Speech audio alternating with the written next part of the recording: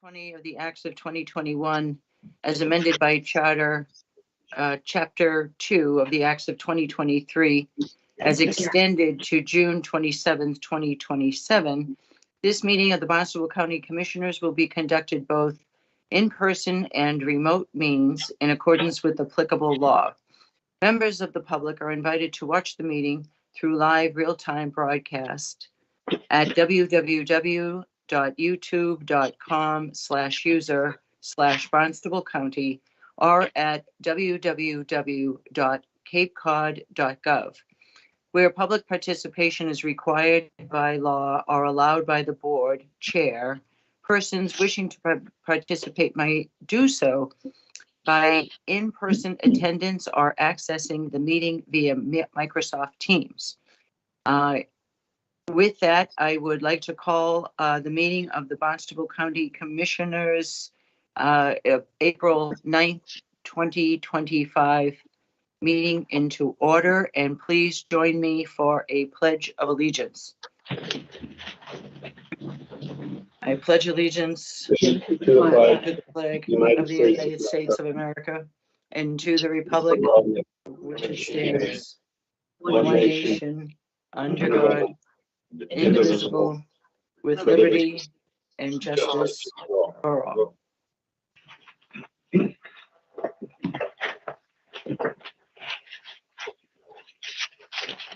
Please join me in a moment of silence to remember and pray for all who have given their lives for our country and those who are serving here and abroad.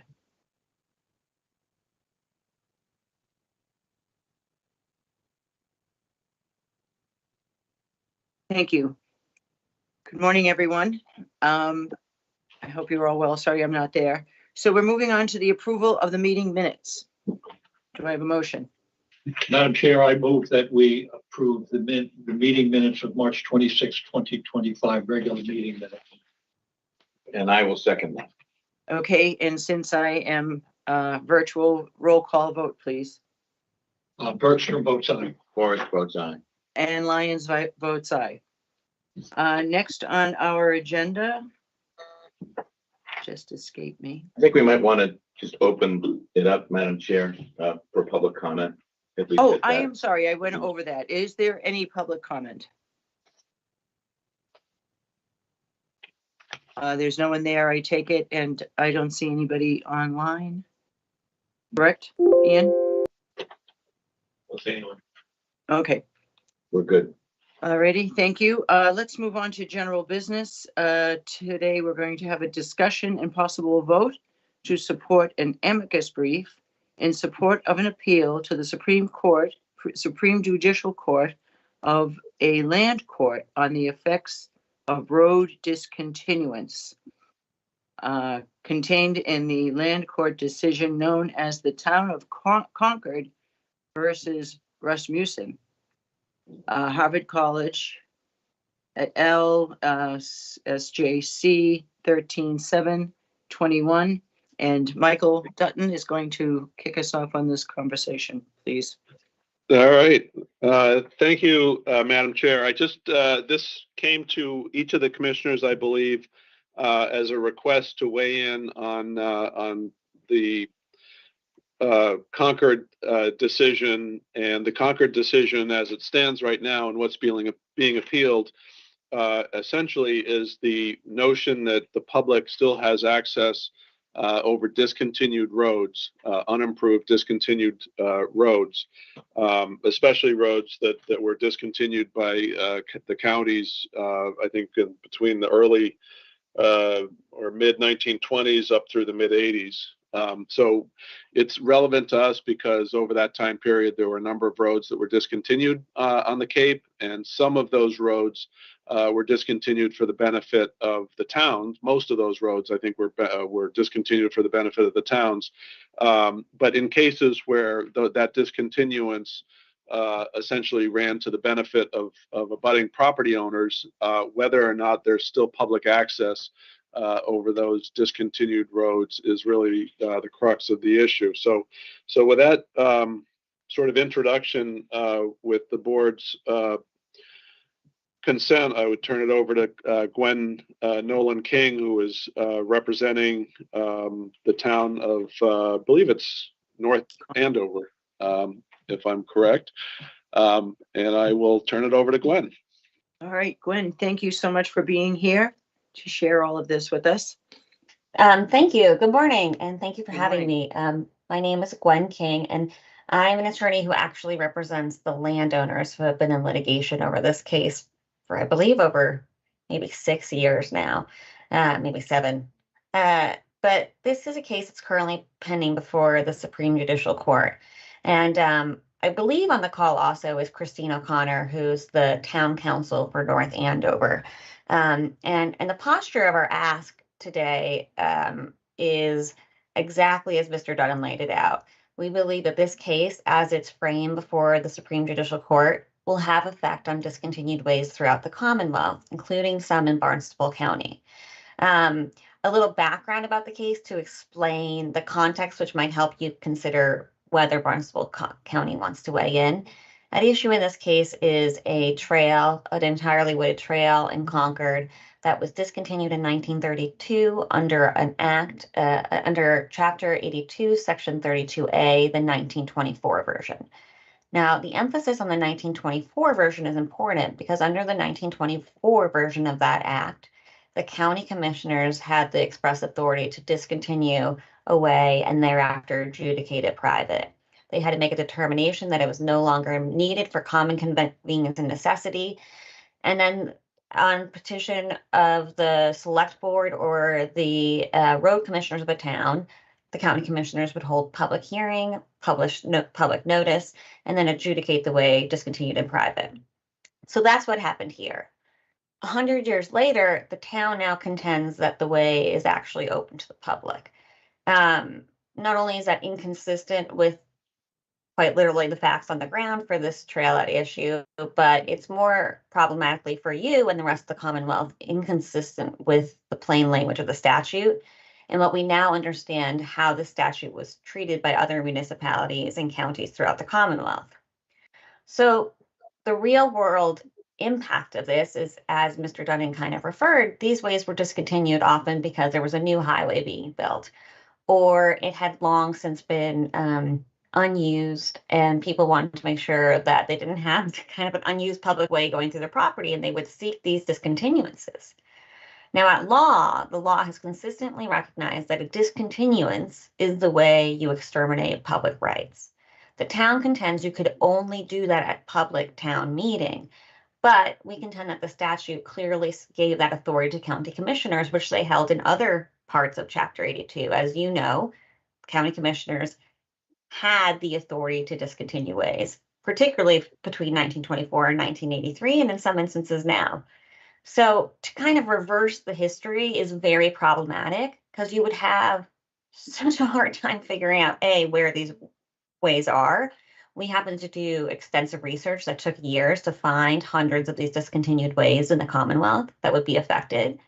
But title examiners and surveyors would have a very hard time figuring out that there were public rights on these ways, because what they would see is adjudications in the record that these ways were private and discontinued, and there'd be no indication of lingering public rights.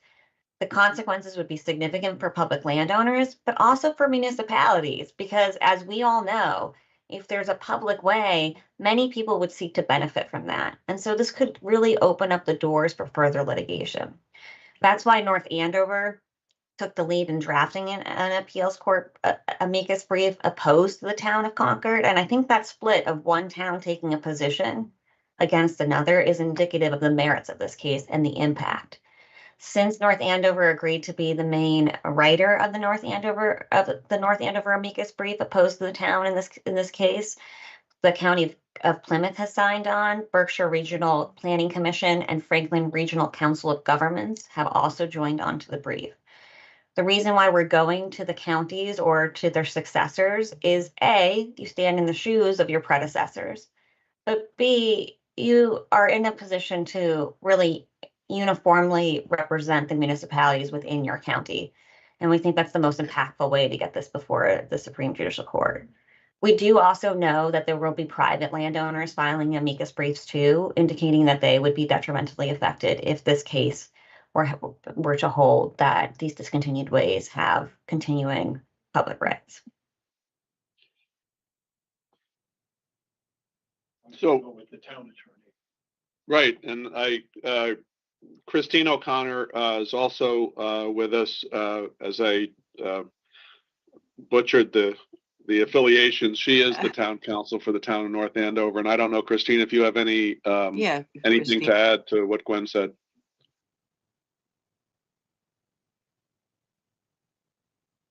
You're muted. Well, someone has to help her. You're still muted. Still muted. Christine. Look at the top. Well, Christine is trying to unmute herself, Madam Chair. I also see there's an ML with a hand raised. That could be, we should check to Oh, see if that's. yeah, that is Michael Lach. Yeah, let's see if we can get Mike into the meeting Okay, and give him a Mark? chance to say a few words. hello, Madam Chair. Michael. Good morning. Mike, you gotta unmute yourself too. I think, can you hear me now? Yes. Yeah, so Michael Locke, I serve as executive director of the nonprofit Harwich Conservation Trust, formed in 1988 to preserve lands that protect a number of important conservation values. And I support the position that was articulated by Attorney King out of concern that these roads that we believed had been eliminated through public discontinuance process have not actually been eliminated as such, and could potentially open protected lands or other areas of high ecological significance to development or other activities that would impair their conservation value. So thank you for listening to my contribution. Okay. Is Christine still having problems? He's well. nodding yes. All right. Madam Chair, can I just weigh in here for a minute? I'd like to clear a few things up. When you say a road is discontinued, did the town actually own the road, or was it a right of way? In other words, if I looked at the property in 1920, would it show that the town actually owned that property that the road was on?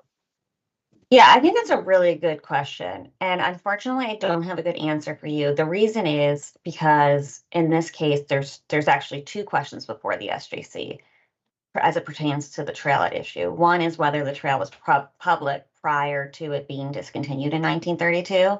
And so as it relates to this trail, that's an issue in dispute, but that's not an issue that's being addressed by the amicus that you're asked to weigh in on. What I will say, though, I do think your question raises another compelling point for the amicus, which is counties were often asked to discontinue ways of uncertain origin, like as a belt and suspenders approach. Sometimes we saw approaches where there'd be a list of ways to be discontinued in one petition. And so the discontinuance itself can't actually reflect what the nature of it was before, which makes the certainty of a discontinuance and an adjudication of a private way important, right? That was the public officials designating it for clarity for future reference. So the town's position would be you unwind that clarity and then you look back further to figure out what it was before. Okay, the other question I have is, some of the county roads and some of the state roads have been changed. In other words, they moved them, but they held title still to the old way.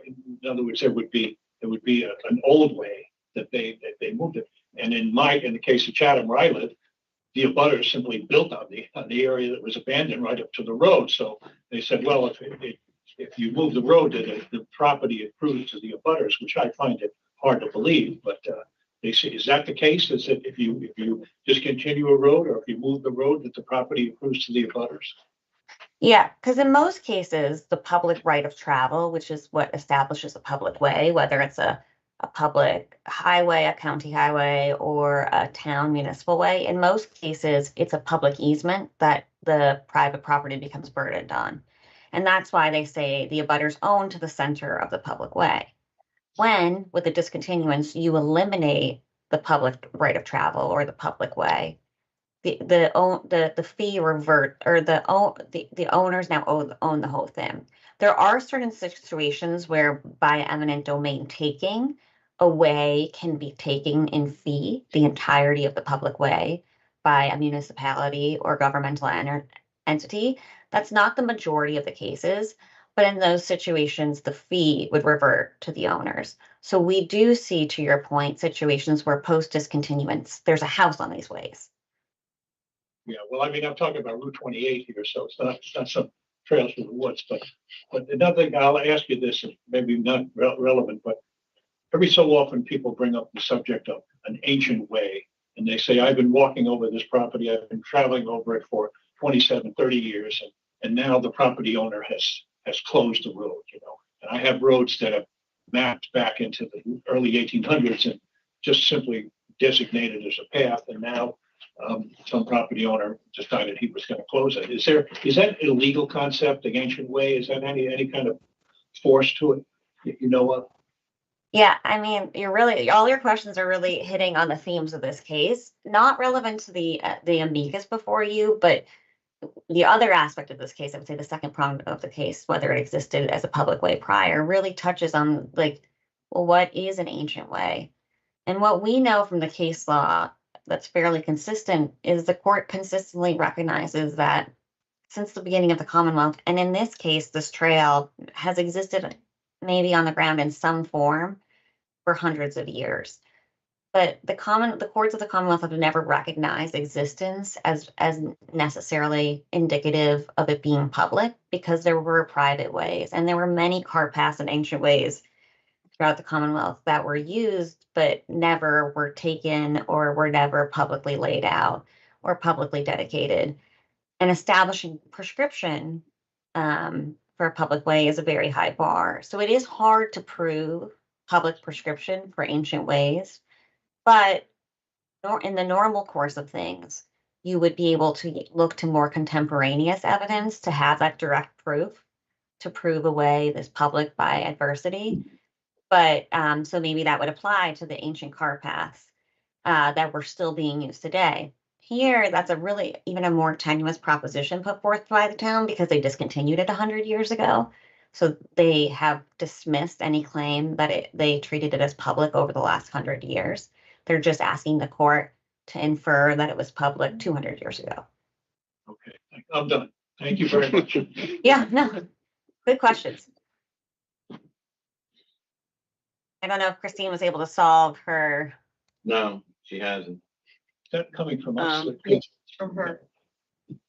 Christine, we can't get you in. Do you want to shut off and try to get back in again? Maybe. Yeah, let's give that a go. In the meantime, Mark, do you have any comments, questions? No, I've done my research on this. I'm fully supportive of joining in with the amicus brief. I've spent time talking to a number of the individuals involved in this, and I actually had my own conversation with Mike Block, and I'm glad he's been here to join us. I do think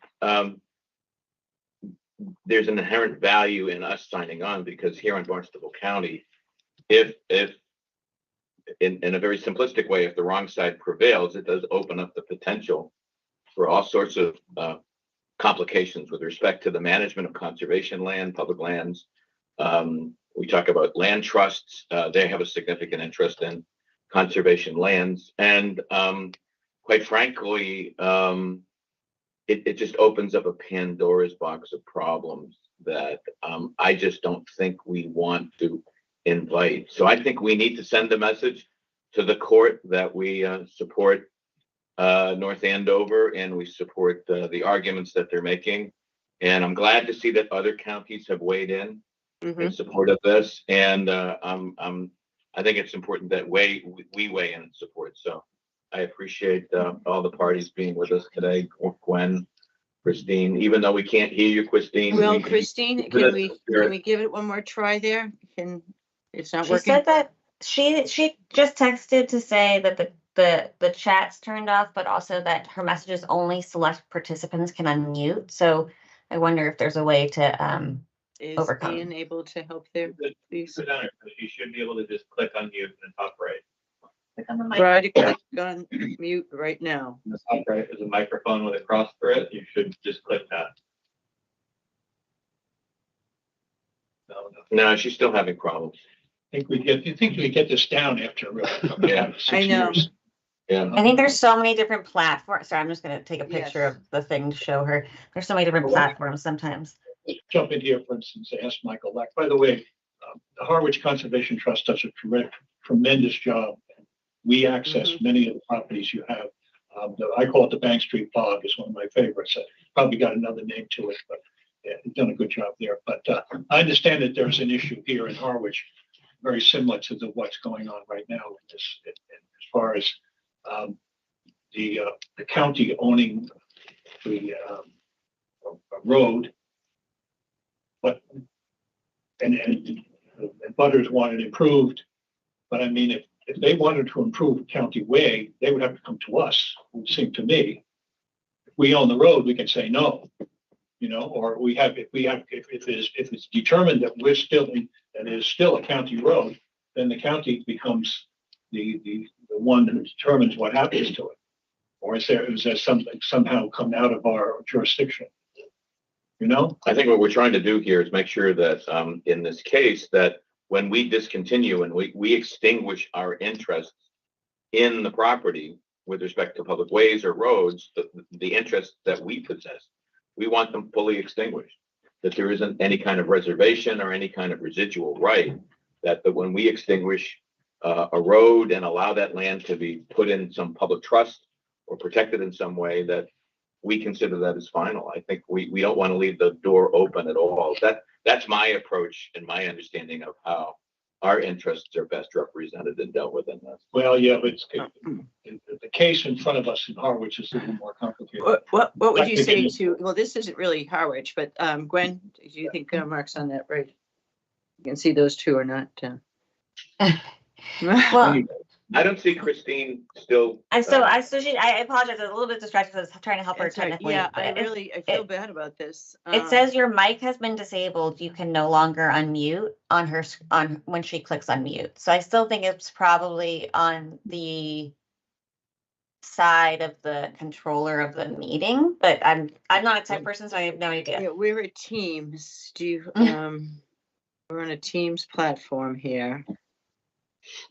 Madam Chair, in the meantime, I'd like to move to support Yes. an amicus brief in support of an appeal to the SJC, that is the Supreme Judicial Court, of a land court ruling on the effects of a road discontinuance contained in the land court decision now known as Town of Concord versus Rasmussen, Harvard College et al., SJC 13721.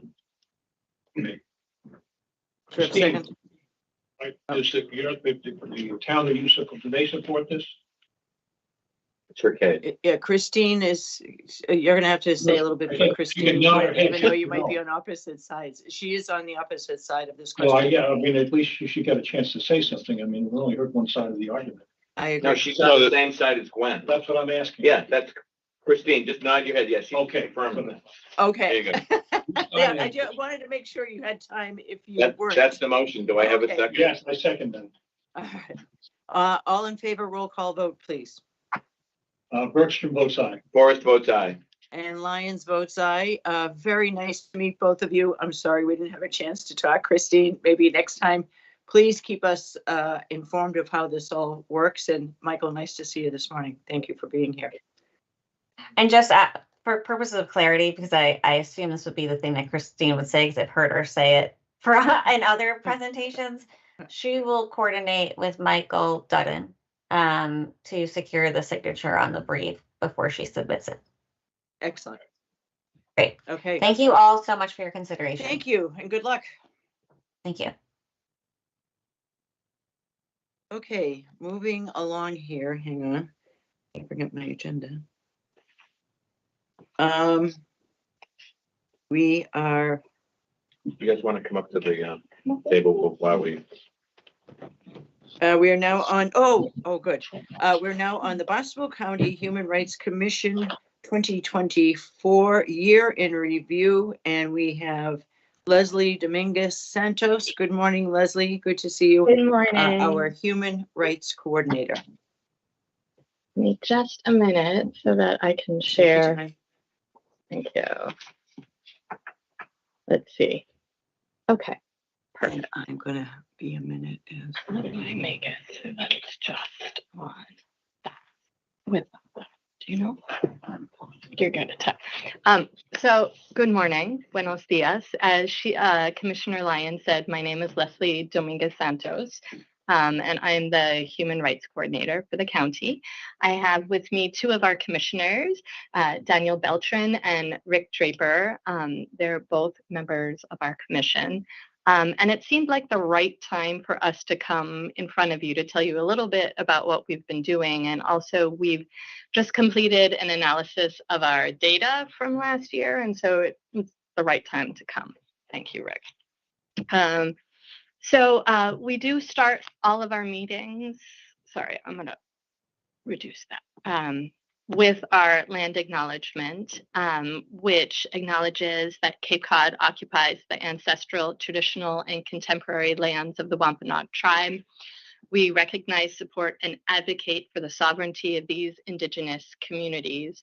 And we affirm Indigenous sovereignty and will work to hold the county more accountable to the needs of all Indigenous peoples. Why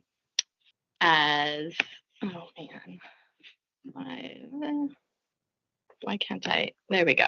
As you know, our mission is to promote equal opportunity for everyone, regardless of how they identify, in all of the spaces in our county, trying to access all of the services. By ordinance, we have 9 appointed members, 2 alternates, and liaisons from the towns and tribes across the county. We keep growing, which is wonderful, and we have an incredible group of passionate, committed volunteers.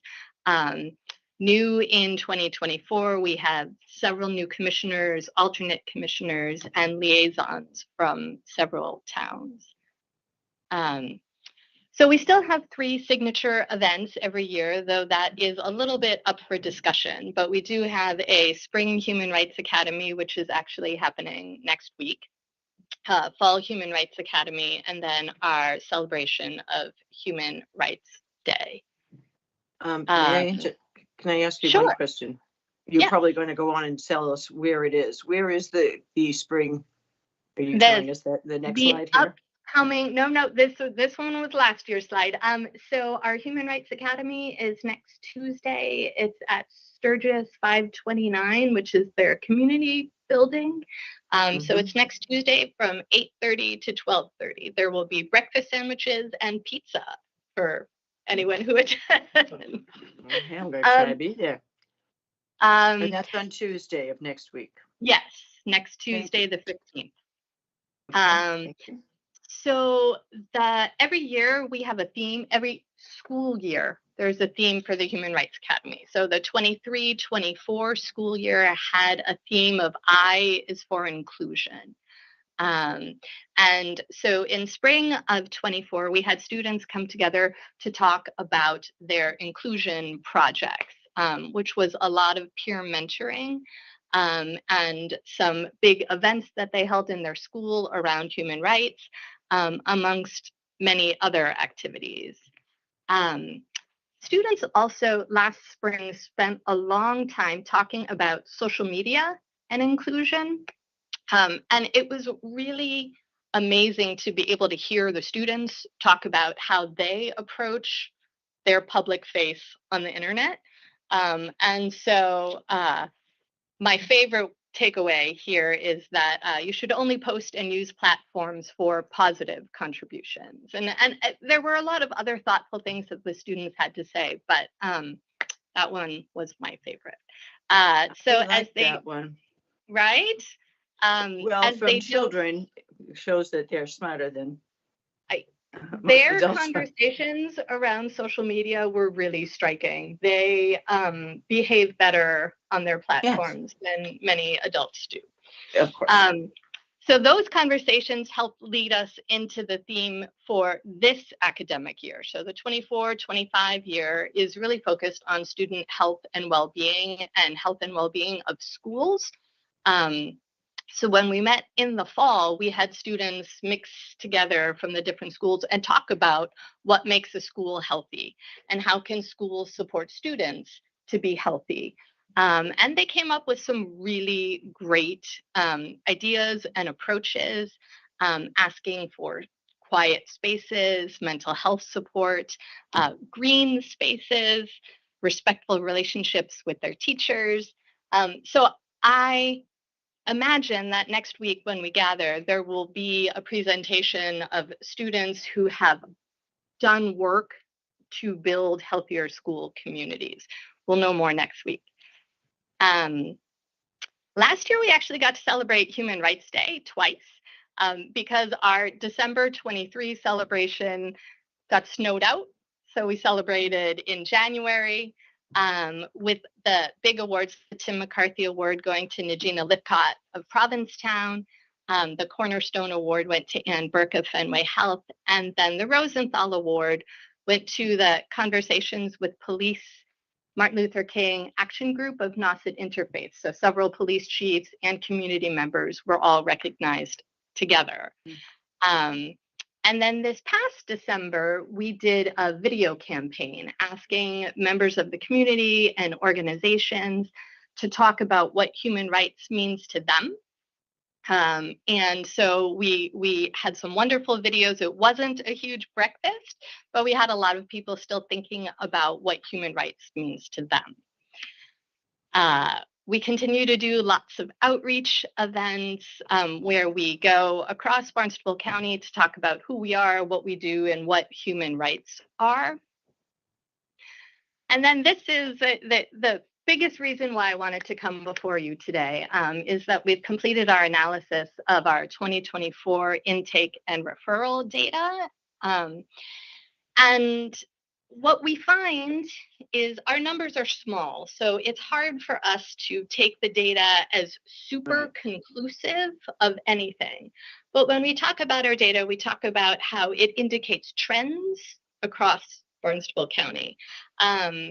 And so in 2024, we had 45 intakes. Now, on the one hand, that's not a huge number.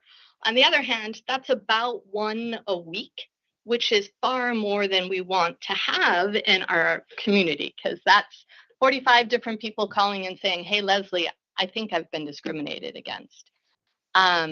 You'll see that in 2023, we began taking reports, so not just intake. So an intake is when somebody calls me and really needs support and needs to be referred to MCAD or needs to be referred to a local service organization. Reports is somebody calling and saying, I just want you to know that this happened.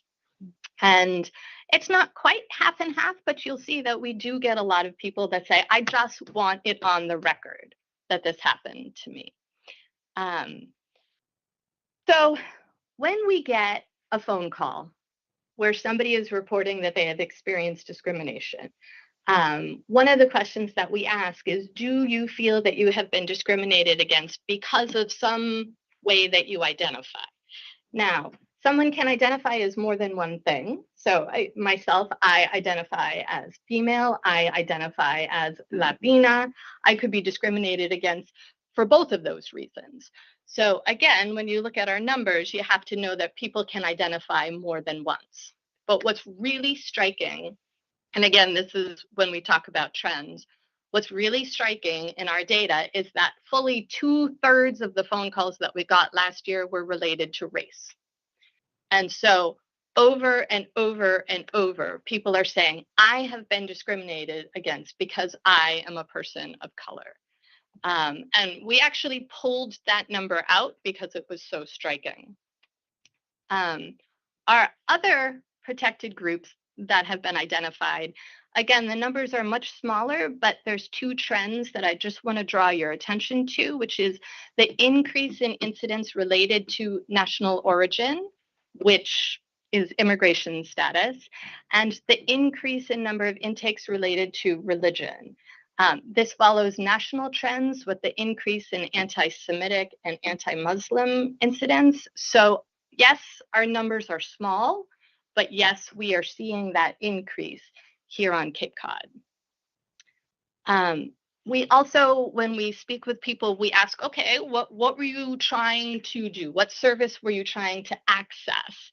And each of these areas is currently protected under federal civil rights law.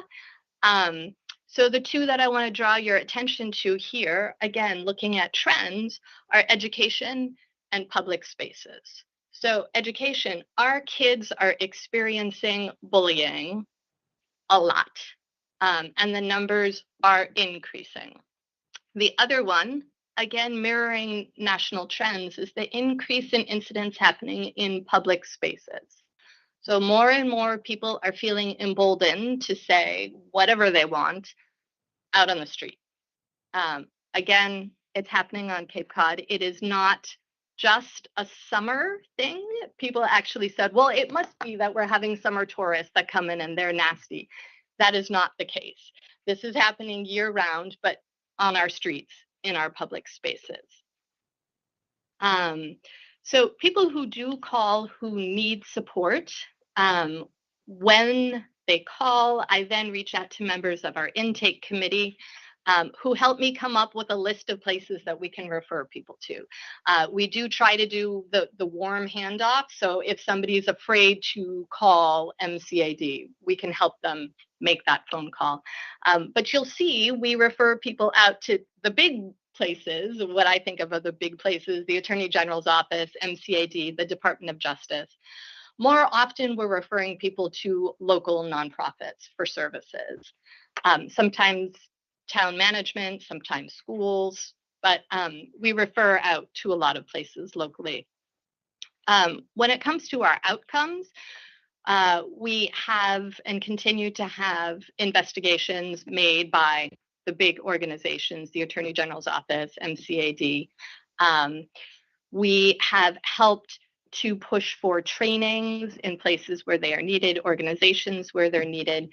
More than anything, what I think is really important about what we do is that people feel heard and seen.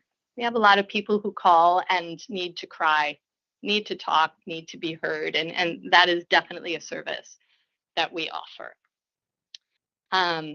Our intake data also informs the kind of education that we do, both internally and externally. And so we do try to bring speakers into our meetings so that we as a commission are well informed. So these are some of the speakers that we had this past year. And then we also really make an effort, as we're hearing about these trends, to go out in the community and educate others so they know what human rights are, what discrimination looks like, and what services are out there. So we've been very, very visible across the county this past year, and we will continue to be. That was a lot of me talking fast, but I will take any questions, and my commissioners also are happy to answer questions if there are any. We have a few things, but would either of you like to make comments or questions?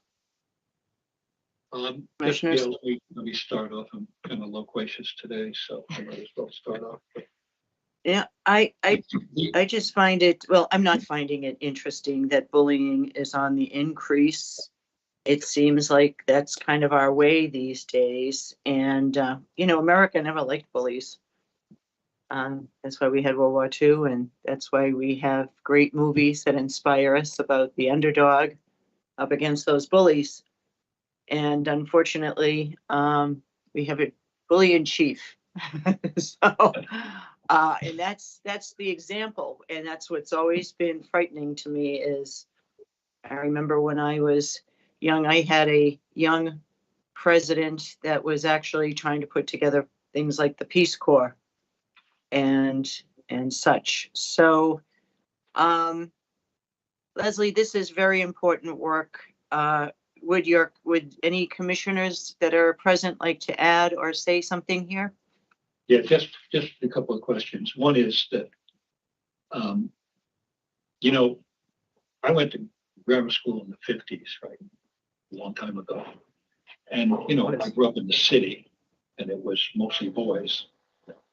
Even in high school, although there were girls in grammar school, we said some terrible things to each other. I mean, it was just, you know, everybody was ethnic in New York City. So we called each other different names, you know, and we Right. called them flags and we call them, you know, whatever. And this was, you know, but there wasn't really much behind it. In other words, it wasn't really, it was just talk, you know. So but now, you know, we're in a different age now. You have to separate whether the kind of bullying that goes on is the same kind of just loose talk that went on then, whether it really hurts now. And I mean, I'm not defending what we did then. It was stupid. But, you know, we live in a different age and we have to be more aware of it. So I'd be curious to see, you know, if we talk to some people of my age and see how they acted then and how I have no idea what kids say to each other. I have no idea. So I hope they're better than we were, you know, but we'll see. I don't know if they're better. No, I don't think they are. You know, some of the phone calls that I've gotten are name calling on the bus, and I imagine that's pretty similar. Other phone calls that I get are quite concerning, that students of color are being treated very differently in their school than students who are white. And so, you know, we do kind of have to parse through, you know, not that any of the playground bullying is ever acceptable. It's not. And we really do advocate for the adults to step in anytime that there's bullying happening. So some of it is the same, and then some of it is perhaps worse and more glaring and more systematic. Okay, now the other question I have is it's a little off, but there's a great deal of guest workers that come to the Cape. All right, they come from Eastern European countries. They come from and they're under contract. People bring them in, and they're sort of, I don't want to say a captive group of people. And are we in contact with them at all and make sure they're not, you know, used in any inappropriate manner and stuff like that? Actually, I do think it was last summer, I did have an intake related to a J1 visa holder who, she didn't actually contact me, her friend did, because she was living in horrific housing conditions, but was afraid to speak out because she didn't want to lose her housing or her visa. And so, you know, we supported the individual as best we could through the friend. I do sometimes have service providers call because there's an immigrant that they're working with who is afraid to reach out to us. So yes, we do support the visa holders, absolutely. And as I think you all know, the level of fear right now in the immigrant community, regardless of their status, is quite high. Well, that's Yeah. that's another issue. We're looking at the summer season here just from a human rights perspective, but also from an economic perspective. We don't want these people to get scared and go away or feel that they can't be out there. So it's important. But I'll yield the floor to Mark or Sheila if you want. No, I'd like to address this issue because this is a very scary time. There are lots of people here on Cape Cod that are frightened, and they're here legally, they're here lawfully, but they're frightened because they are uncertain as to whether or not they're going to be apprehended by someone in the federal government and sort of treated much like we've been hearing and reading about in the newspapers and on TV regarding how others who are here legally have been treated. And in some cases, they're having trouble having their rights protected. And the role of I teach American government in college. And one of the things that we try to explain to students is that the role of government is to protect our rights. That's a fundamental role of government, is we don't have rights unless they're protected by the government. And we living in an environment where, quite frankly, we're finding the government almost abusing the rights of individuals. And so I'm a strong believer, and I want you to feel free to convey this message to all of the human rights commissioners that we in Barnstable County created this commission for a reason. We created it as a resource so that those who are in fear of their rights being compromised or abused, that they have a place to go to get counsel, to get guidance, to advice in terms of how best to have their rights protected. And I think that's one of the strongest and most important functions that we can do as a county here, is to be open and accessible to those who find themselves, in a petrified state. So I've made it abundantly clear. We've talked about this as commissioners before here. We're all very concerned about what's going on today. And I don't want anybody to doubt for a minute that we don't stand behind the work of this commission, and we don't stand behind the work of the staff. It's very difficult times right now, and our commission is probably needed now more than almost at any time, at least in my recent experience. So I want to thank you all for serving. I want to thank you all for being guardians and playing a role in helping protect human rights and the rights of the people here on Cape Cod. It's an incredibly important job, and we value tremendously what you're doing. Thank you. Just I'd like to add to everything that Mark said, is that, you're part of Barnstable County, and you have the support of the entire county, us, and, the assembly delegates. So you are eyes and ears into the community of people who potentially be discriminated against. And don't ever hesitate to come to us if you need a louder voice. We send letters to people all the time, and we interact with our delegation and with the federal government and so on. So if you feel you had to push something out there, please do. I mean, I know where Mark's coming from. The Supreme Court just recently suspended the right of habeas corpus, which has been with us since the Magna Carta. But, what are you going to do? I mean, it's crazy that any one of us could be taken. Mark says most people are here legally. That doesn't seem to make a difference, and, without, like I said, without our immigrant community, we wouldn't be able to survive economically. So, I agree. You guys do great work.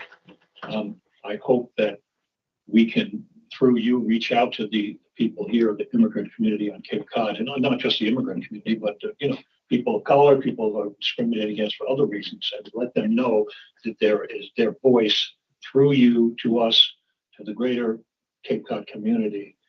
We can be effective in trying to protect them, Thank you. Yeah, if I can just add, now that everybody's had their way there, I agree with everything that's been said by the commissioners and with you, Leslie, and I do want to underscore that you do have the support of us. Having worked at a clinic trying to help people with their health care, and that did include Massachusetts is one of those states that gives a temporary health care to people who are here temporarily. And so I interacted with a lot of immigrants from Jamaica, Haiti, Bulgaria, Russia, Iran, South America. And I had a lot of people who came with their Homeland Security papers that just landed and were waiting for their court hearing. And I do know that these people were desperate to work. That was the main thing. Nobody wanted to take something for nothing. And that is much different than what the stereotype is out there of our people coming to work here. They just want to work and have a better life. So, and they ship a lot of that home to their families. And, it takes a village to get a visa, believe it or not. It's a lot of money, and it's usually pooled by the family for those people to be here. And so they do feel an obligation to work hard and not only repay, but help those members. And, everybody's this is an easy target right now.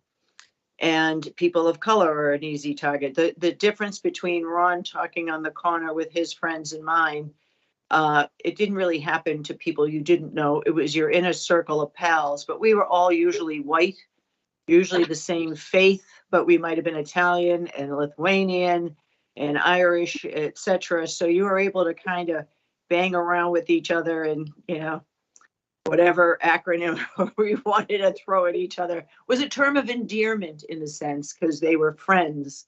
You wouldn't just do that to somebody that you didn't know.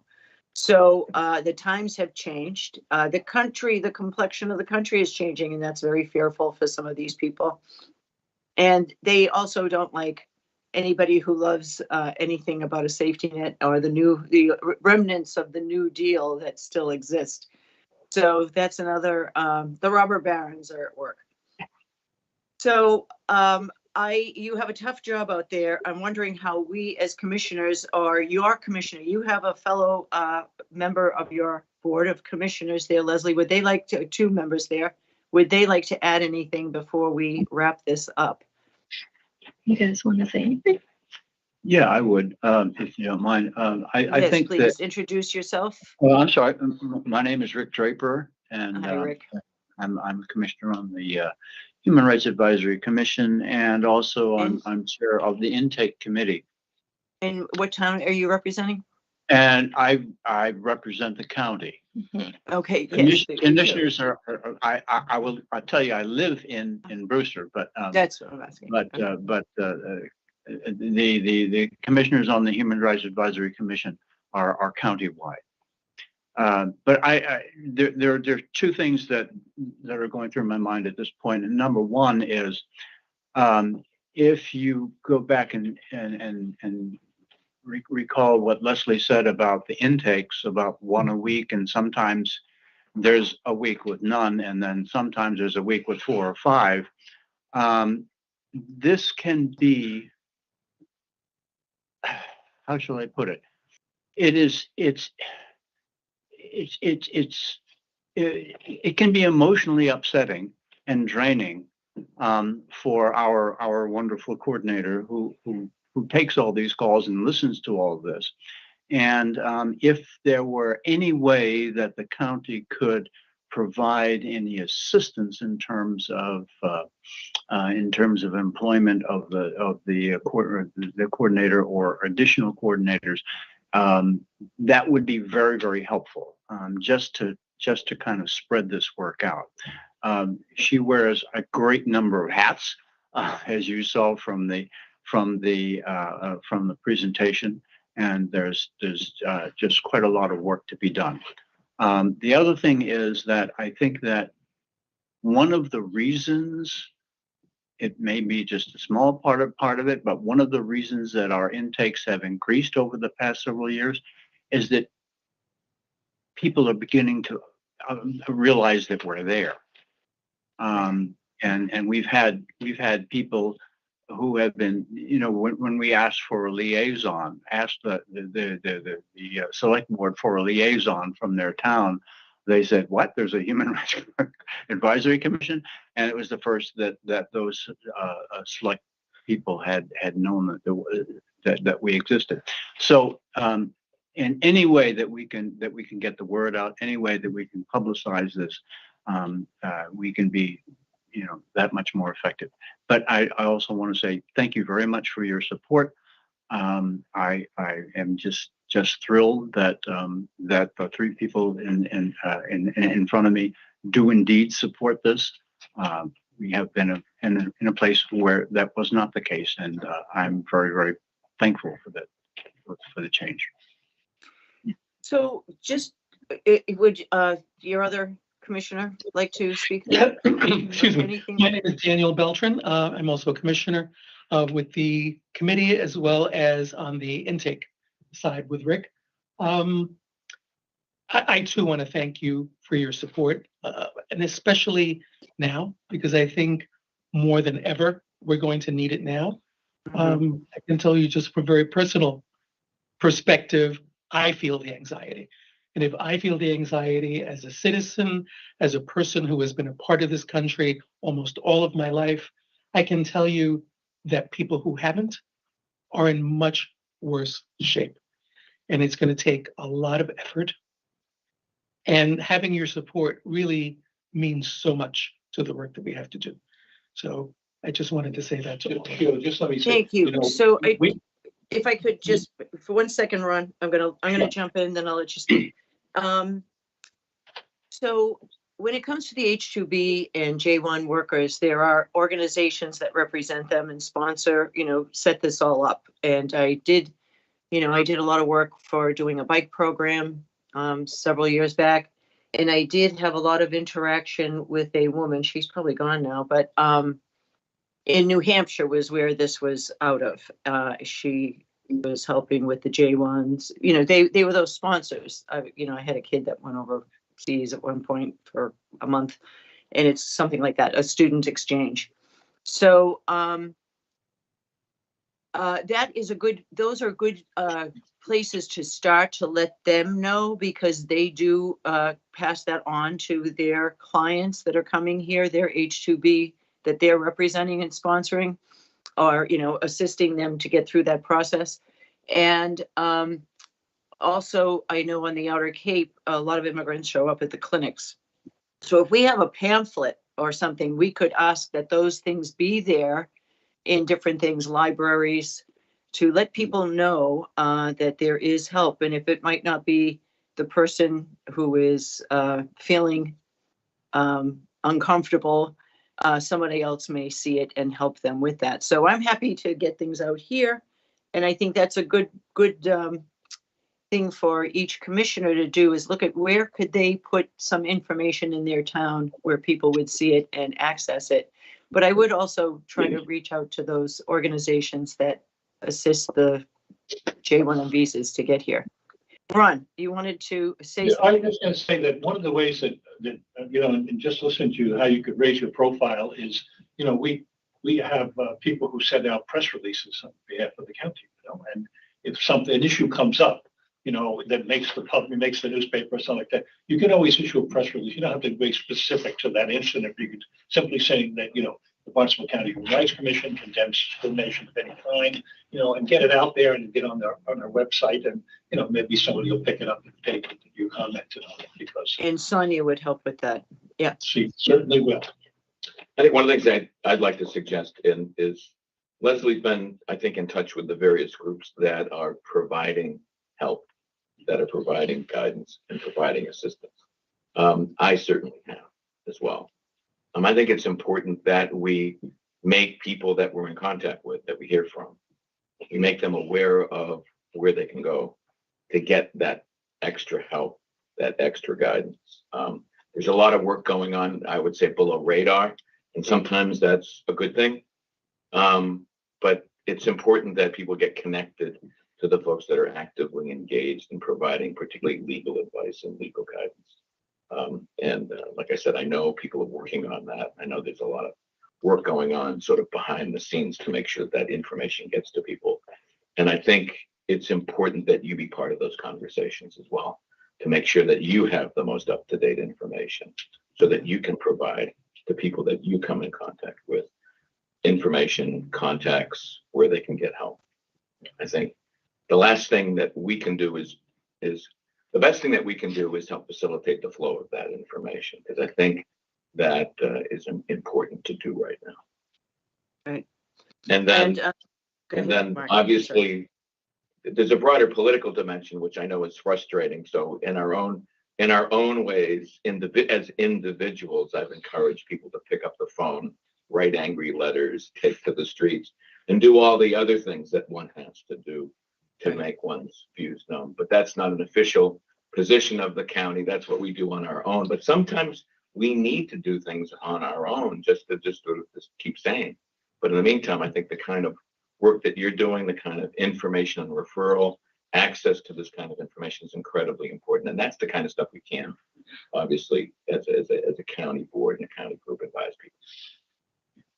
Yeah, I agree. And I just want to say that it's not lost, just because we didn't speak about it, that you were mentioning that Leslie could use some sort of assistance there. And, I won't forget that, and we'll talk about it.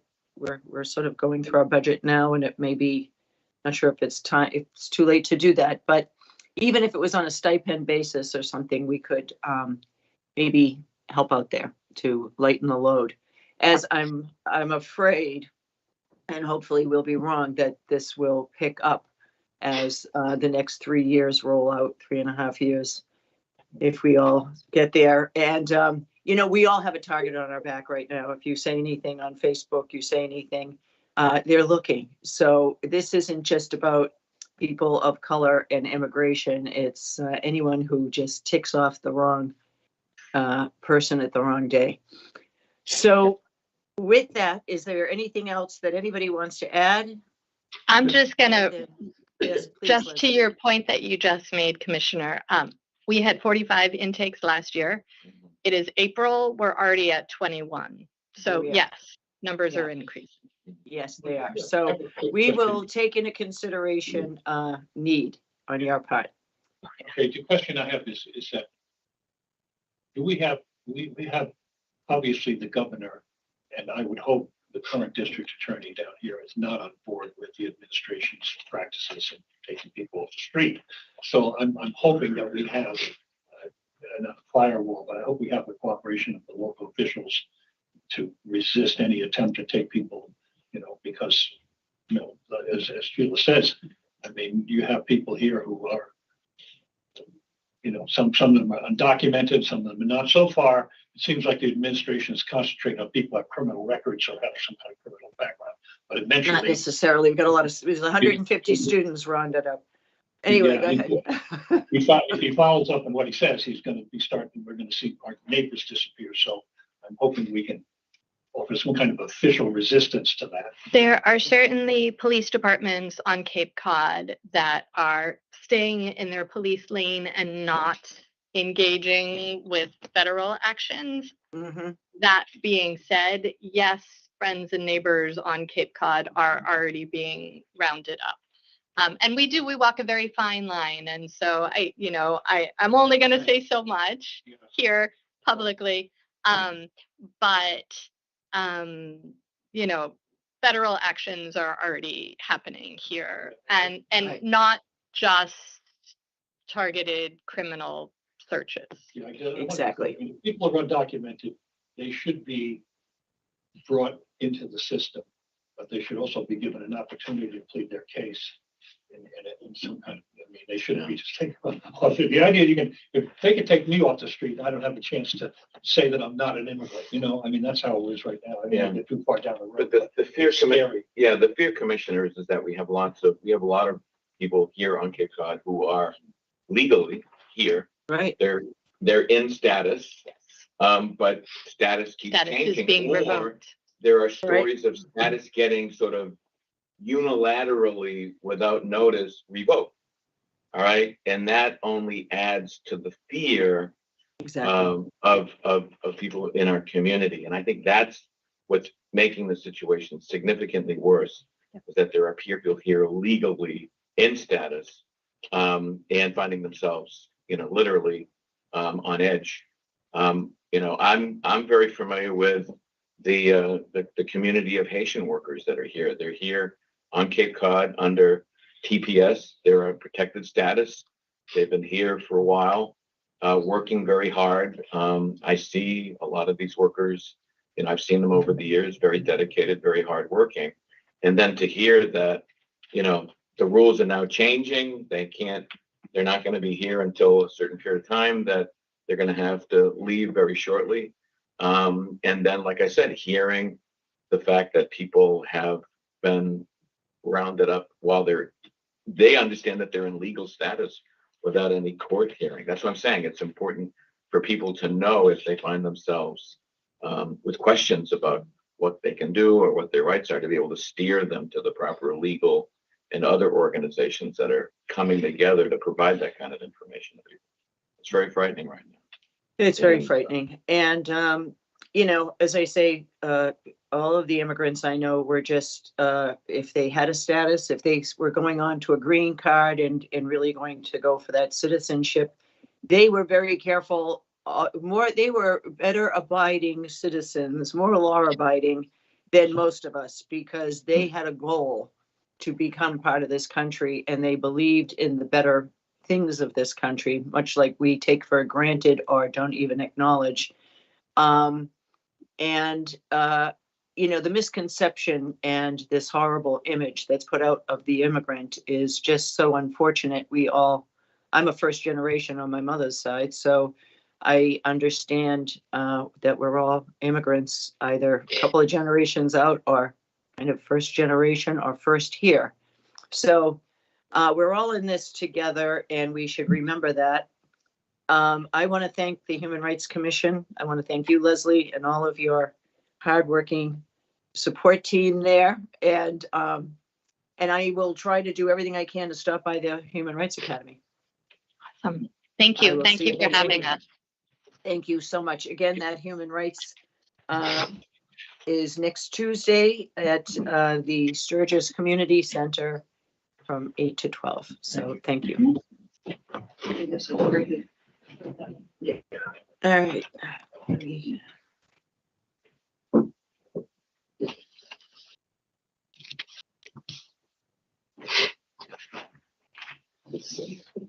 Okay, next on our agenda is something also just wonderful stuff coming from the top. Once everybody gets settled there. There you go. All right. We're moving on to an update of the status of measles cases nationally and local efforts to inform, educate, protect, proactively protect Barnstable County residents. And with us is our newly minted Director of Public Health, Jay. Good morning, Madam Chairman, and Good thank you. morning. Thank you for the commissioners. Your Today's name? conversation is very timely. The first week in April, first full week in April is celebrated nationally. Can we introduce everybody for the record? Yeah, I didn't say your last name, Jay. If you'd say that, James. Jay Gardner, I'm Director of Health and Environment. Yes. I'm joined by Leah Hamner, the contract epidemiologist. In the audience also, we have the Deputy Director, Erica Woods. Joining her is Katie O'Neill, and she is the shared service coordinator. She brings together the 15 communities, and Wendy Judd, our Director of Nursing. Great. Who isn't here Thank with you. us, who needs to be introduced also of this working team is Chip Riley, our Emergency Management Director. He is interestingly up on Beacon Hill at the State House because today is Emergency Management Day being celebrated at the State House. There we go. But to the point, so this working group has been working together for probably 2 months, well before my tenure here. Mm-hmm. But the conversation today aligns with National Public Health Week, right? It's recognized across the country the first full week in April. And the theme this year is it starts here. Well, certainly the measles issue and the health concern is exactly that, is it starts with each and every one of us. Each and every one of us has to participate in our individual health, our collective and community health, right? Our health is not a passive endeavor. And we're going to be walking you through a 14-minute PowerPoint that is going to walk through the pathology of measles, right? You've heard about this nationally. We're going to talk about what the impacts are locally, and then most importantly, what are the initiatives that are being forward, whether it's to educate and inform and potentially provide services to proactively protect. Really, we use the theme, we say it starts here. With good information, the residents will make good decisions, right? We're immunizing with good information. So I'm going to turn this over to Leah to provide a presentation, and we certainly would welcome any questions. Thank you. Good morning, commissioners. Thank you for having me. Again, my name is Leah Hamner, contract epidemiologist with Barnstable County Department of Health and Environment. And to kick off our conversation about measles, I just want to make sure we're all on the same page about the virus. It really is primarily a disease of people who are not already immune from vaccination or previous infection, also referred to as folks who are susceptible. Measles is highly contagious to those susceptible individuals. It can linger in the air for 2 hours after that person leaves the room. Measles can stay in the room after the person walks out. It's truly airborne, and it can infect 90% of the susceptible people who inhale it. Measles starts with a high fever up to 104 degrees, red watery eyes, cough, and a runny nose. That might not initially flag to anyone this is measles, because then 2 to 4 days later, that's when the rash shows up. And the rash starts at the hairline, on the face, and actually pours down the body. It almost looks like a paint bucket pouring down the body and moves to the ends of your fingers and your toes. And those infected people are contagious 4 days before that rash starts to 4 days after. So potentially 9 total days that they're infectious to others with this highly contagious disease if the people that are around are susceptible. Measles is not just a rash. It can be serious. It can cause pneumonia, encephalitis, and death. And that's been a really tragic tale of 2025 already.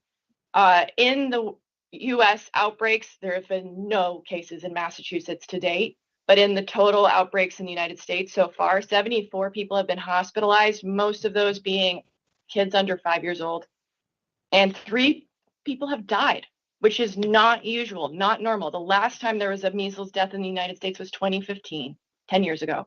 The last time a kid died was 2003. Wow. So this is not a good trend to have 3 deaths already in 3 months. And the reason that this is not normal is because we have a tool. Vaccination works to prevent and eliminate measles. Vaccine was licensed in 1963, and you can see the precipitous drop-off in measles infections. We used to have 500,000 people infected every year. It is a very contagious disease, but the vaccine is incredibly good. And a second dose was recommended as we started seeing a couple increases in cases in 1989. And that altogether pretty much eradicated or eliminated is the word, meaning that there's no local transmission of measles in the United States.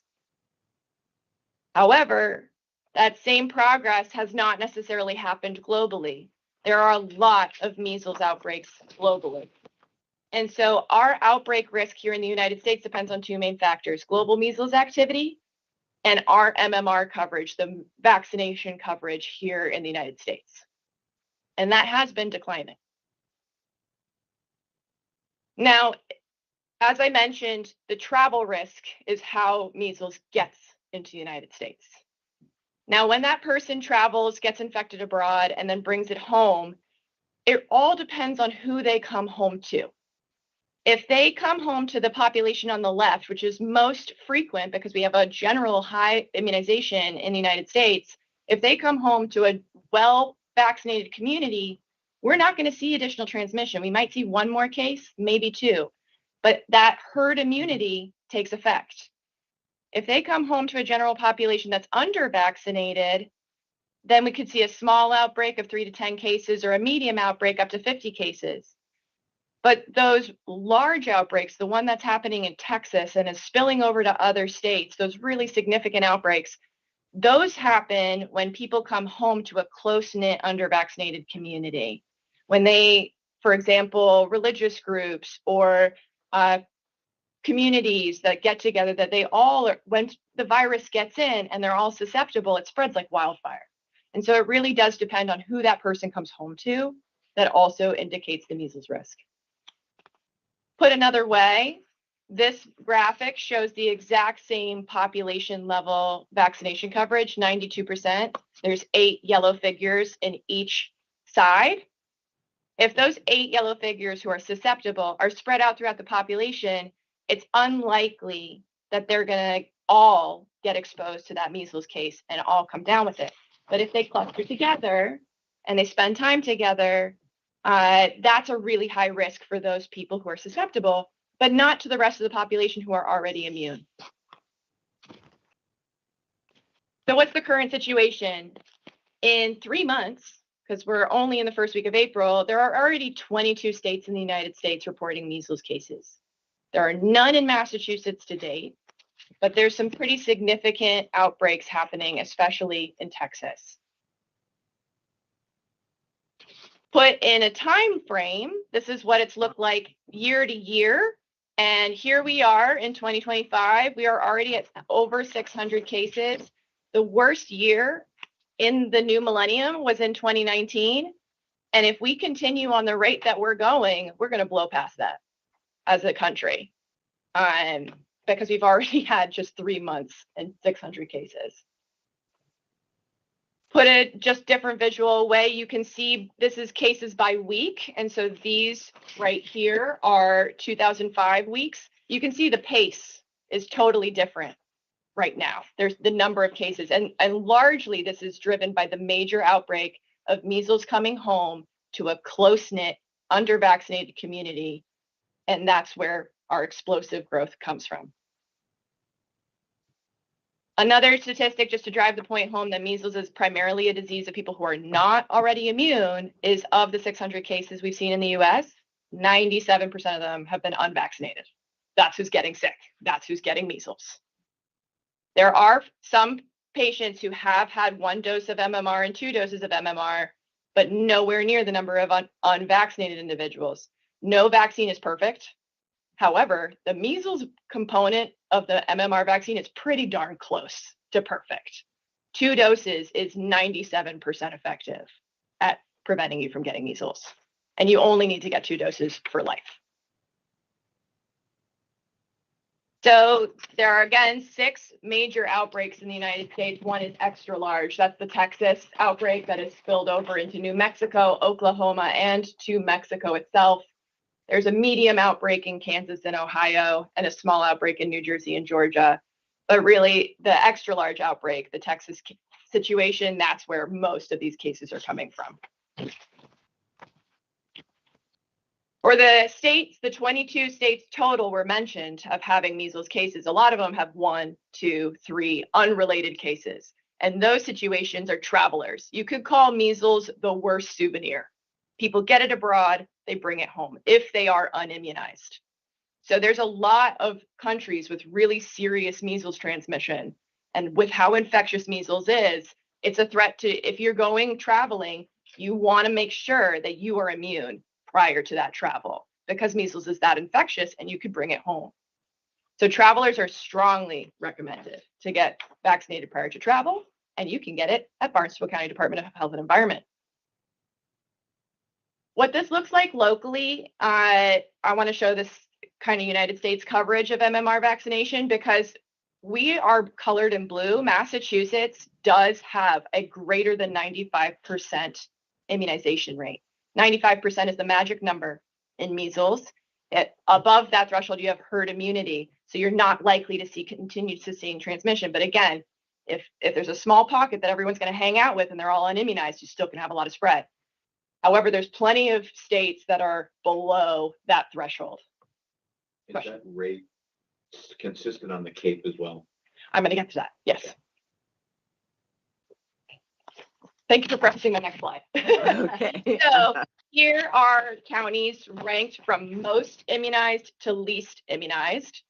Barnstable's in the middle of the pack, but still like our least immunized is still pretty darn immunized. We are at 93.9% in our kindergartners.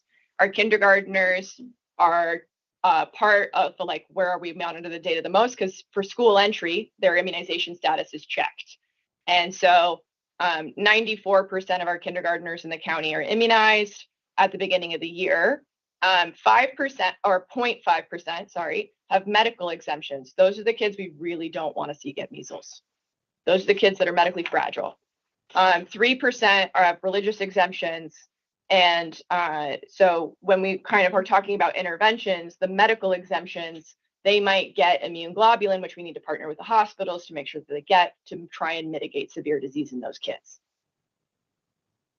So we do generally have a high MMR vaccination coverage, but we do have pockets, and there are perhaps pockets that we still need to learn about that remain vulnerable. So it really, again, is all up to us to try and prevent measles from taking a foothold in our community.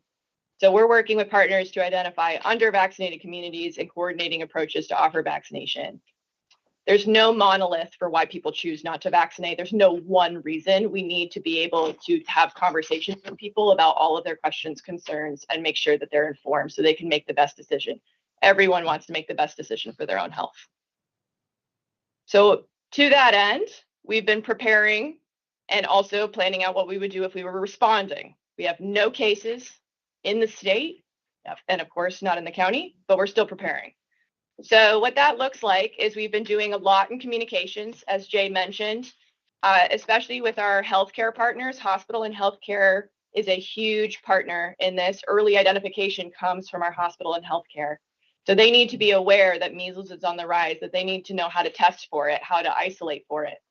And then separately, the public education is a huge portion of what we've been doing. So we have a comprehensive capecod.gov/measles website which has been spun out into social media campaigns and more digestible key messages.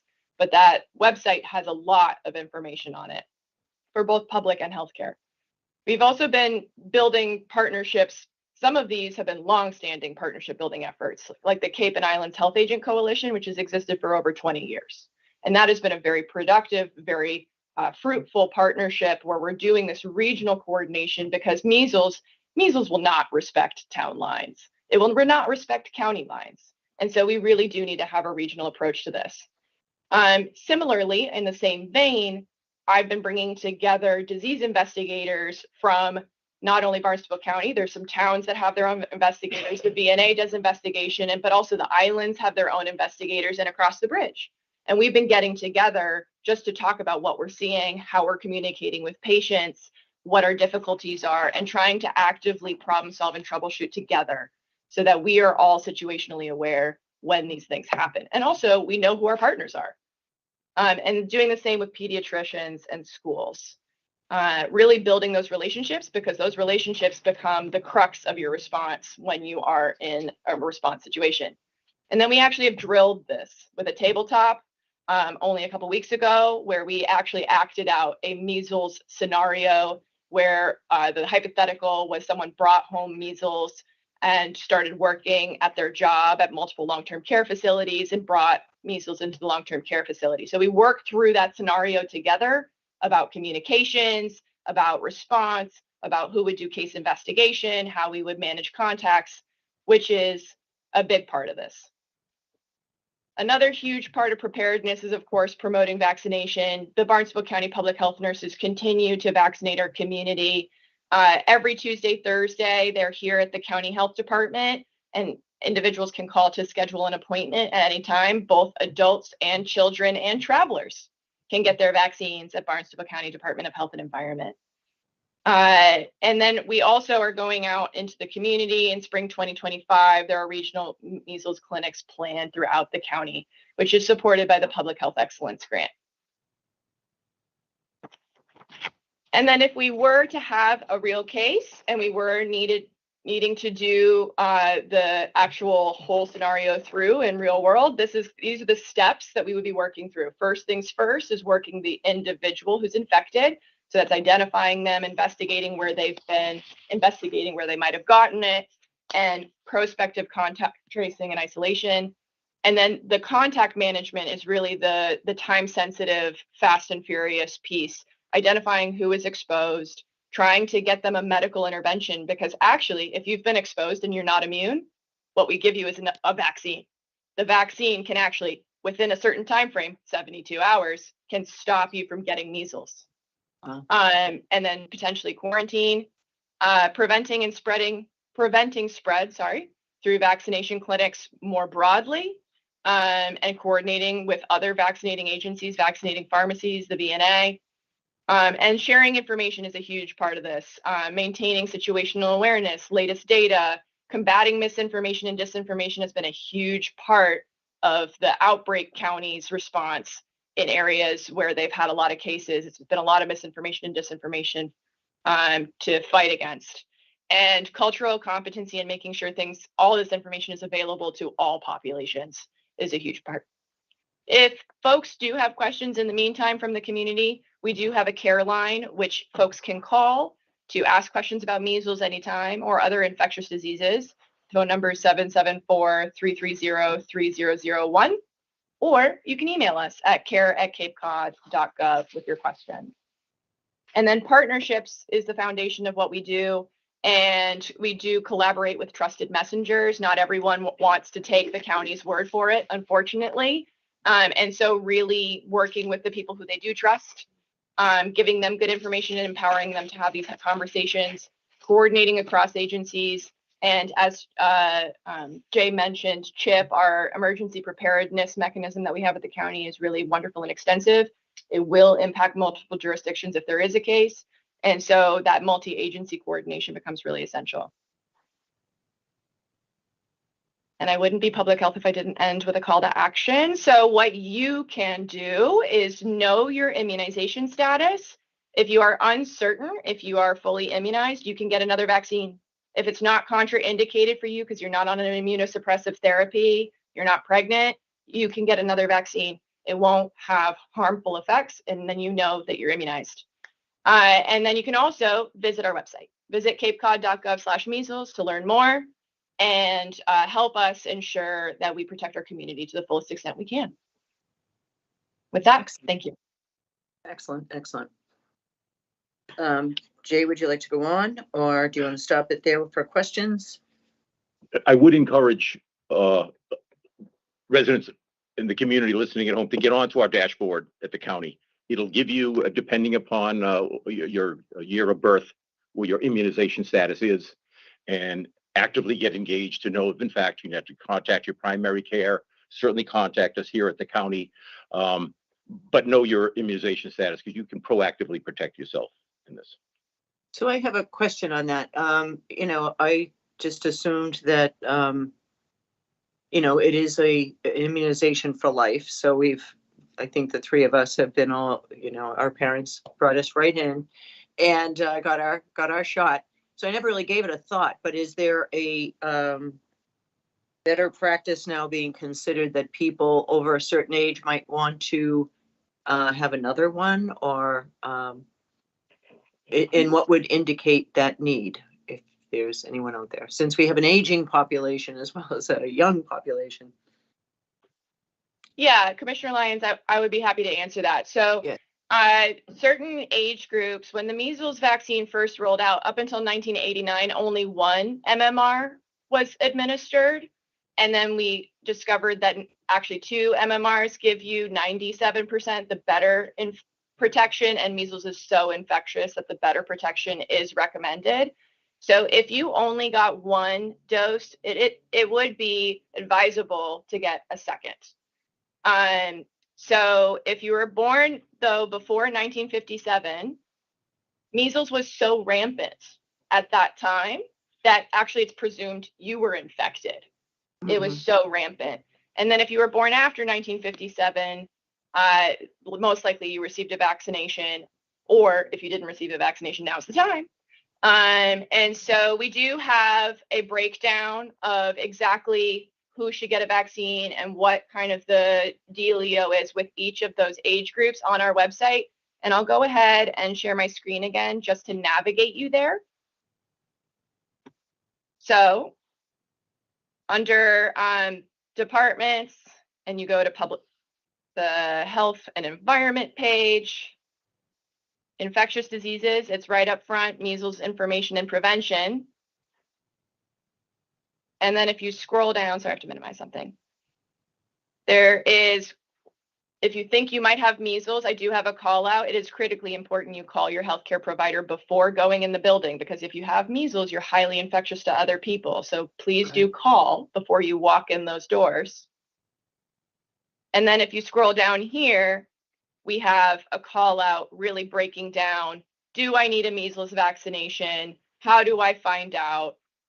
Most of the time it is digging through some paperwork. You might have a card, you might not.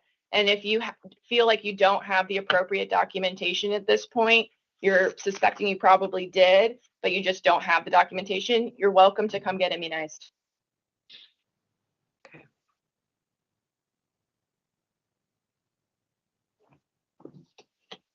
Okay, does anybody have any comments here from my board? Just quickly, yes, I was trying to think why I'm vaccinated, and the truth is, I'm not vaccinated because I was born before 1957, and everybody in my grammar school got measles. Mm-hmm. They just did. Yeah. It was a rite of passage, Mm-hmm. and Right. Yeah, I had every childhood disease as well, but I do believe I got a vaccination because I remember it swelling. And then might have been vaccinated later on too. I don't know, but no, it seemed to be very common. Measles and mumps and a couple other things they always seem to vaccinate for. But now, is it strain more deadly? Is it just? No, thankfully, actually, we're the one blessing we can count for measles. Actually, there's 2. One, the virus hasn't mutated. Okay. And that's a huge blessing because that vaccine has maintained its efficacy over time. So that's goal number 1. And then number 2, as a result of the virus not mutating is the vaccine is still effective. And so those two vaccines are lifelong protection. And if you've had it before, you don't get it again. Measles is a one-time virus. However, I will take the opportunity to say natural immunity is not worth it compared to vaccinated immunity. Right. It actually has multiple consequences. One, measles is pretty miserable, even if you don't get hospitalized. Two, it actually has the consequence of suppressing your immune system, so you're more susceptible to other infections at the same time, which will get you hospitalized. And three, it actually has the very scary impact of wiping out your immune memory from any past infection you've had. You are starting your hard drive from square one after a measles infection. So we actually do see in the data that people are dying more from non-measles related illnesses after measles outbreaks. Oh, Okay, so because their immune system is suppressed and they get so. interesting. And all their memory cells get destroyed. You know, we Right. talked in the previous discussion, we talked about, you know, the state of human rights, but you know, the state of public health is also under threat. You know, I mean, we have to be. I always thought that the most important cabinet officer should be the Surgeon General because he would just disseminate information instead of getting it on the TV from a commercial. He would disseminate information that we could use to keep ourselves healthy. But now I'm not so sure about that. So we'll see. Yeah. But organizations like Barnstable County and others have to pick up the slack and let people know what's in their interest. Right? Yeah, I think that's all true. I'm going to avoid getting into my personal history with this Okay. and just say thank you. No, I think it's important that Yeah, we take an aggressive role in getting information out about the outbreak, where we fit in, and what people can do to get vaccinated. So thanks for coming before us today and giving us all this. Very, very helpful.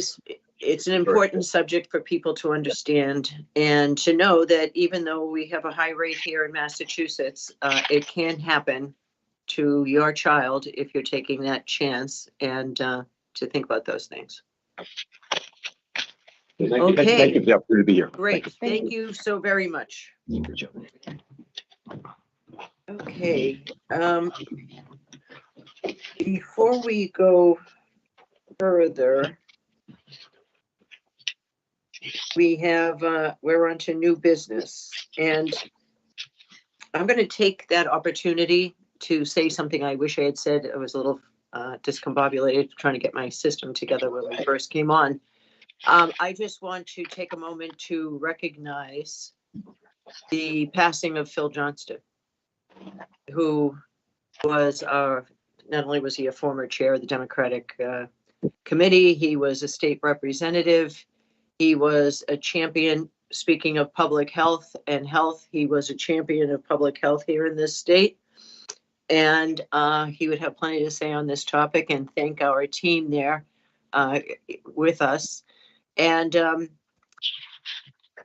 just an all-around good, decent public servant who didn't really look for glory, but did a lot of good work and advocacy on behalf of people across Massachusetts. I loved Ed Markey's comment saying that he not only was in the political world, he was in a political world with a social work heart. And I'd like to think that I try to emulate that off of Phil, because he was a good friend. And I was so saddened to hear about his past. And I just wanted to recognize that before the day is over. If anybody wants to add anything, they're welcome to, or we'll go on to our next item, which is, if somebody could help me out there. Well, let me go to item 8A under Commissioners' Actions Consent Agenda. Now, 8A has been broken up into 3 different sections. So I'm going to call the first one A1, the second one A2, the third one A3. And in one of these, A3, I will need to abstain.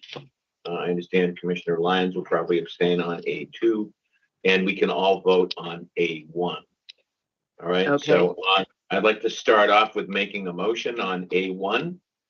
This deals with, just for the public that's following this deals with the making an award on an RFQ for tradespersons and authorizing a county administrator to execute contracts with the firm called Arch Painting Inc. and Greenwood Industries for a period from April 9th of this year to February 28th, 2028. And this comes as a recommendation from our Chief Procurement Officer. So each of the three votes will sort of, or at least A2 and A3 will exclude those areas where there's a potential conflict. So for A1, Madam Chair, I'd like to move that we approve the request for qualifications number 8079 for tradespersons and to authorize the county administrator to execute contracts with Arch Painting and Greenwood Industries, Inc. for the period of April 9th, 2025 through February 28th, 2028 for the use by the following towns in Barnstable County: Barnstable, Bourne, Brewster, Dennis, Eastham, Falmouth, Harwich, Orleans, Sandwich, and Truro. Second. Second. Roll call vote, Bergstrom votes aye. Forrest votes aye. and Lyons votes aye. Okay, now I'd like to make a motion on A2. All right, I move to approve the request for qualifications 8079 for tradespersons and to authorize the county administrator to execute contracts with Arch Painting and Greenwood Industries, Inc. for a period of April 9th, 2025 through February 28th, 2028 for the use by the following towns in Barnstable County, naming the town of Wellfleet. Second. Okay, Abstain. Commissioner Lyons abstains, so Bergstrom votes, Bergstrom votes aye. Forrest votes aye, and Lyons abstain. Okay, Number 3, since I will need to abstain, I'll defer to maybe Commissioner Bergstrom to make the Okay. motion. Yes, I move to approve the request for qualifications number 8079 for tradespersons and to authorize the county administrator to execute contracts with Arch Painting Inc. and Greenwood Industries Inc. for the period of April 9th, 2025 through February 28th, 2028 for the use by the following towns in Barnstable County: Yarmouth. And I will vote. We'll get a second on that, Mark. second. Lyons votes second. Okay, and Bergstrom. Roll call vote. Roll call vote, Bergstrom votes aye. Lyons votes aye, and Mr. Forrest abstain. You can say that now. Thank you. And the next item, Madam Chair, is the remaining items on the consent agenda, 8B through 8P. Some of you may want to pull some items out there, but just to get this process going, Yeah, I am going to move to authorize the commissioner's actions, consent agenda items 8B through 8P as listed on the March 26th, the April 9th, 2025 agenda. do I have a second, Yeah. Ron? I'll Okay, second that. all in favor, roll call vote? Or do you have something you want to talk about there, Mark, Ron, before we take a vote? Just in item K, we are appointing me as Cape Cod representative of Cape Cod Commission. However, Yeah, in the and past, you're, we have all voted to appoint ourselves to various committees, so that's consistent. I don't have to abstain because that's No, not at consistent all. with. no, you don't Yeah. have to abstain, and you still want to have that position. So You're happy with Aye. that, okay. Bergstrom votes aye. Forrest votes aye. And Lyons votes aye. Okay, moving on Okay. to commissioners' reports, I'll pass. I'll pass. and I don't have anything to say right now either. Upcoming business. Okay, once, twice.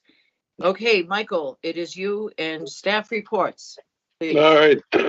Thank you very much. I just have 4 quick items. One, just let the commissioners know that we are working on rescheduling the Mass Tech event, Mass TC event that was originally scheduled for May. We're going to push that to June and come back to you with the sort of the rebranding efforts that we're trying to accomplish there. So we'll be in good shape there. And you'll hear the results of our planning If not next meeting, then the meeting after that. We had a session yesterday. Staff had a session, a very long session yesterday with the facilities master plan consultant. Very productive, really dug into the operations, how the county currently operates, how the county foresees itself operating in the future. So that was very helpful. And we'll see the results of that when you get a chance to review the first draft of the facilities master plan, if not sooner. We are also, just to let you know, we're planning for the second dredge summit, which looks like it will be in mid-May at this point. But we are in the planning stages of that and hoping that we can get all of the permit granting authorities in the same room and begin to tackle some of our permitting challenges along the way. Finally, a lot has been, well, actually not finally on my list. A lot has been made of federal grants being cut. Obviously, we are very attentive to what's going on in terms of federal grants.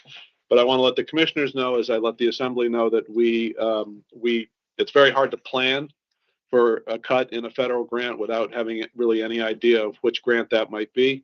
So the best that I can tell this board and the best I can tell the assembly is that we are nimble enough so that when and if we ever get notification that one of our federal grants has been either eliminated or put on hold, we can respond accordingly. And we can respond by either putting that particular program on ice for a period of time, deciding that we don't need to offer as a county that particular program, or we can propose to fund that through reserves for the period of time remaining to keep that grant going. Finally, if I could, I would turn it over to Sonia to give us just a little bit of an update, if that's okay with the board and the chair. Yes, I would like to hear from Sonia. How are you? And good morning, Commissioner. Sonia Sheasley, Communications Coordinator for the Commissioner's Office. And I just wanted to give you a quick update. Excuse me, we have a busy week or busy month rather, of various campaigns. Of course, Jay mentioned National Public Health Week.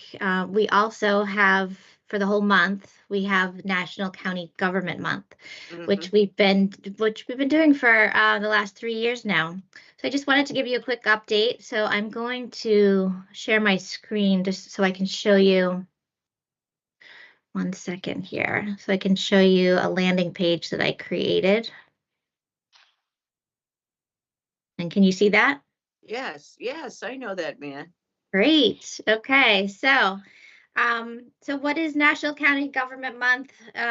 It's a nationwide initiative led by NACO, National Association of Counties, and it's really designed to raise awareness of the role county governments play in residents' daily lives. So, like I said, for the last 3 years, we've been taking advantage of this campaign as an opportunity to increase awareness of what we do in our region. And so this year is no different. Michael and I decided we would focus on the evolution of the county. So this year's theme, we titled it Barnstable County Then and Now. So we're taking a month-long look at our historical roots, which led us into our modern day services. And some of the highlights of the campaign, I launched it with a press release last week and an email campaign that went out, a special edition email. And we sent it to our big contact list of 45,000 plus residents. We had a record high open rate for that email, which I was really pleased, 58.9%, over 24,000 people engaged. We saw a notable spike in our traffic to our website, and particularly to this landing page, which you see here, which people can get to at the top banner of our website. And there's a pop-up that should come up when you come to our website for the first few times, or every few times that you come to the website. Here on this landing page, I've done a video series, and thank you to all of you for participating in this video series. The first video of here, you'll see Michael has an introduction, but then the next one in the series is former County Commissioner Mary LeClaire, who really takes on the then portion of the county and goes through our history from 1685 up until right around the time of the Home Rule Charter in 1989.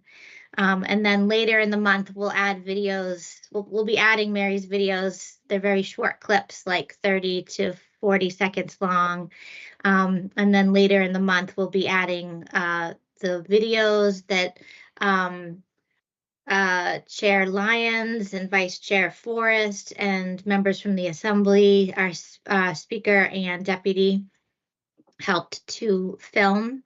And also, I just wanted to say thank you to Mashpee TV for helping us with that, because having help with filming these videos and having use of the studio has really helped us make some polished looking videos. So I'm really excited about that. On this landing page real quick, I've also partnered with a local historian, Susan Wally, who had put together a coloring book in a book for children about Mercy Otis. It's called Right On. Actually, it's written by Gretchen Wolf, but Susan Wally is really the local person who's getting it out there. And so we've gotten permission to share this with the public. It can be reprinted from our website, and we also have another coloring book that features, for kids to learn about our services and our structure. And then we have this really nice new timeline, which takes us from 1685 all the way up until the present as well, which can be downloaded. So yeah, so that's just a few things, and I'm really pleased with the campaign. We had some really nice feedback on LinkedIn the other day. I just wanted to let you know. This particular resident wrote, this is such a strong example of how public organizations can and should lean into storytelling. Showing where you've been and where you're going isn't about nostalgia. It's about credibility, identity, and relevance in a changing world. Proud to be a homegrown Barnstable County resident. So these campaigns, to me, these are important campaigns, and they are. Yep. So that's all. And if you have any questions, I'm happy to answer. First of all, I'm very excited by your work, Sonia, and I want to congratulate you on that. And also letting people understand there is a history here that we share. And that's why this is a very unique burg that we all live on. And that's why we have to work very hard to protect it and to protect each other and be kind. And good job. Thank you. Commissioners, do you have anything you'd like to say, add, comment? No, just a good job. Thank you. Yeah, we're going to go to that website and push that out for you. Thank you. I'm excited by the response. Wonderful. Yeah. Great. Thank you. I'm afraid to watch my clip though. It came out great. Oh yeah, right. Okay. Next time we have to have a conversation. I think that's easy. Mary and I can go down memory lane of history maybe next year, if we're, God willing, we're all here. Okay, moving on. What is next on this? Michael, do you have any, you just gave yours? I am all set. Okay, we have one item left on our, Madam Speaker, I move to adjourn. I'll second. okay, all in 11:48. favor, roll call. Bergstrom votes aye. Forrest votes aye. And Lyons votes aye. Thank you so much. And you all have a good day and a good week.